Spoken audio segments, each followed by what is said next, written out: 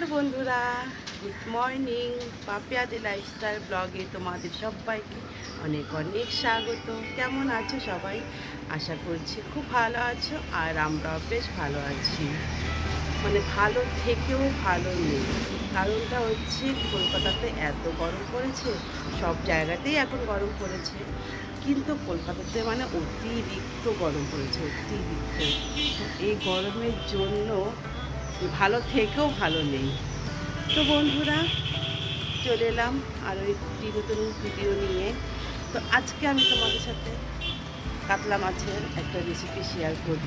আর এখন তো গরমকাল পড়েছে, গরমকালে যত হালকা পাতলা খাবার খাওয়া যাবে ততই কিন্তু শরীর ভালো থাকবে। তো তার জন্য আজকে আমি তোমাদের সাথে কাতলা মাছের একদম হালকা পাতলা একটা রেসিপি শেয়ার করব। তো চলো তোমরা ভিডিওটা দেখতে থাকো। এখন কিচেনে যাই, কিচেনে গিয়ে তারপর সব রেডি করা আছে, রান্নাটা বসিয়ে দিই। কিন্তু 9টা বেজে গেছে আমার, আর একটু পরে যাব মামপুকে স্কুল থেকে আনতে। 10টা 20-তে স্কুল ছুটি হবে। তাড়াতাড়ি করে রান্নাটা করি। আমার ভাত, শাক ভাজা, একটা সবজি হয়ে গেছে, শুধু বাকি আছে মাছের ঝোলটা। মাছের ঝোলটা করলেই তাহলে আমার রান্না কমপ্লিট। 9টা বেজে গেছে, থালাতে 9টার ঘন্টা বলবো। তো চলো তোমরা। তো বন্ধুরা দেখো, এখানে কাতলা মাছ আছে। কাতলা মাছটা ভালো করে ধুয়ে রেখেছি। আর এখানে হচ্ছে 2 কিলো কাতলা মাছ নিয়ে এসছে হাজব্যান্ড বাজার থেকে। আর এখানে হচ্ছে মাছের তেলটা আছে, মাছের তেলও ধুয়ে রেখেছি। তো এতগুলো মাছ তো করবো না, তো এখন ফ্রিজে রেখে দেবো। 7-8 পিসের মতো রান্না করবো এখন।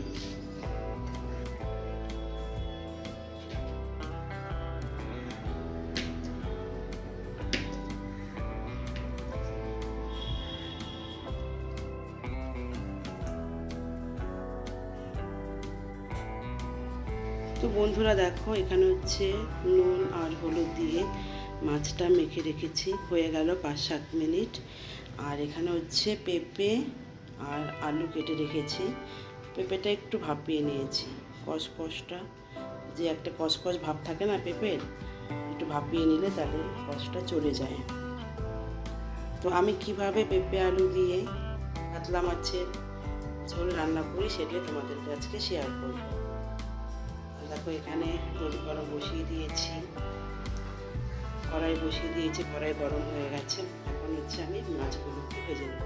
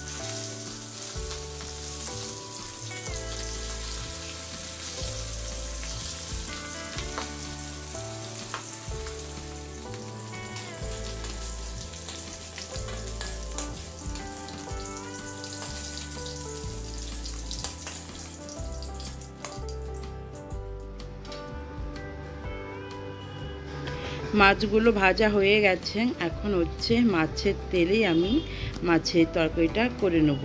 বেশি একটা এক্সট্রা তেল দেবো না। তো দেখো, ফোড়নে দিলাম শুকনো লঙ্কা আর সাদা গোটা জিরে, আর অর্ধেকটা পেঁয়াজ কেটে রেখেছি, সেই পেঁয়াজটাও এখন দিয়ে দিলাম। তো এবার হচ্ছে পেঁয়াজটা একটু হালকা করে ভেজে নেব, ভেজে নিয়ে তারপরে সবজিগুলো দেব।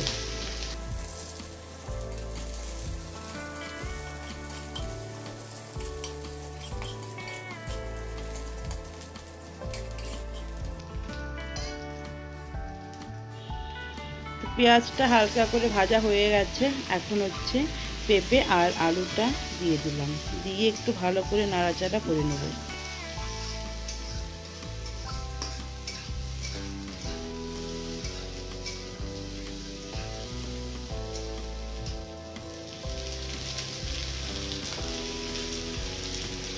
তো সবজিটা একটু হালকা করে ভেজে নিয়েছি। এবার দিলাম হলুদ গুঁড়ো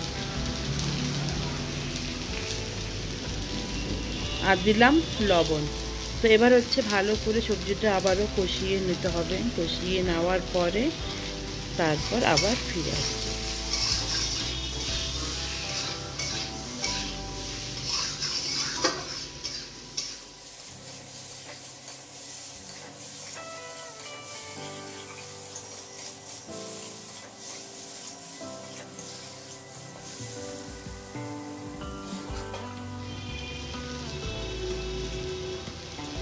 তো বন্ধুরা, আলু পেঁপেটা ভালো করে কষিয়ে নিয়েছি। এবার দিয়ে দিলাম পরিমাণ মতন জল। তো যার যেরকম ঝোলের দরকার সে সেরকমই ঝোল দেবে। তো আমি জলটা একটু বেশি দিয়েছি, কারণ হচ্ছে আলু পেঁপেটা একটু সিদ্ধ হতে হবে। আর এটা কিন্তু আমি উষ্ণ গরম জল দিয়েছি। তো দেখো জল দেওয়া হয়ে গেছে। এবার হচ্ছে আমি ওই 10 থেকে 15 মিনিটের মতন ঢাকনা চাপা দিয়ে রেখে দেবো। মাছের ঝোলটা কিন্তু ভালো মতন ফুটে গেছে। এবার দেখি পেঁপেও সিদ্ধ হয়ে গেছে, আলুও সিদ্ধ হয়ে গেছে। এবার হচ্ছে আমি ভেজে রাখা মাছটা দিয়ে দেবো।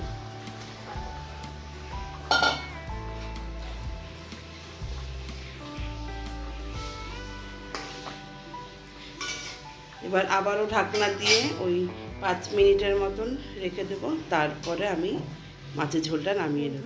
দেখো আমি রেডি হয়ে গেছি।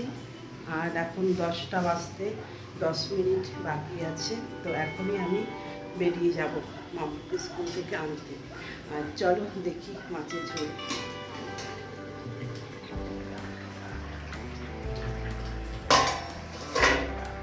ব্যাক ক্যামেরা করে দেখাচ্ছি। তো বন্ধুরা দেখো মাছের ঝোল কিন্তু একদম পুরোপুরি রেডি হয়ে গেছে। একদম হালকা পাতলা, সেরকম কোনো মশলাই কিন্তু দিইনি। দেখতে পাচ্ছ একদম হালকা পাতলা মাছের ঝোল। গ্যাসটা অফ করে দিই। তো কেমন লাগলো তোমাদের পেঁপে দিয়ে কাতলা মাছের হালকা পাতলা ঝোল? তোমরা দেখতে পারলে কোনো রকমের মশলা দিইনি আমি মাছের ঝোলে।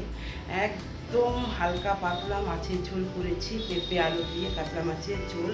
শুধু ফোড়নে দিয়েছিলাম সাদা গোটা জিরে, শুকনো লঙ্কা আর হচ্ছে অর্ধেকটা পেঁয়াজ, আর হচ্ছে নুন আর হলুদ দিয়েছি। আর কোনো রকমের কিন্তু মশলা দিইনি।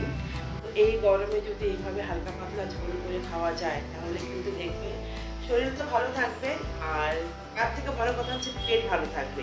পেট ভালো থাকলে কিন্তু আমাদের শরীরটা একদম ফ্রেশ থাকে। তো তোমরা কিন্তু এইভাবে, এখন তো অনেক সবজি বেরোচ্ছে, পটল ঝিঙে, এইভাবে কিন্তু তোমরা পটল ঝিঙে, তারপর হচ্ছে গাজর, সজনে ডাঁটা আর পেঁপে দিয়ে হালকা করে ঝোল রান্না করে খেতে পারো। আর যদি সবজি না থাকে তাহলে পেঁপে আলু দিয়েও এভাবে পাতলা করে রান্না করে কিন্তু খাবে, দেখবে শরীর খুব ভালো থাকবে। তাহলে বন্ধুরা দেখা হচ্ছে নতুন দিন নতুন কোনো ব্লগ ভিডিও বা রান্নার ভিডিও নিয়ে।